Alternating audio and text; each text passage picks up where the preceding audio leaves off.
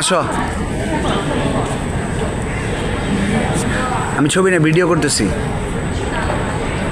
কাছে আসো।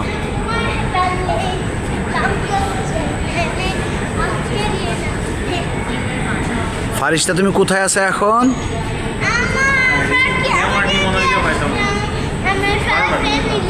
ও তাই তো, এইটুক পরে বলতে দাও লাগবে। হ্যাঁ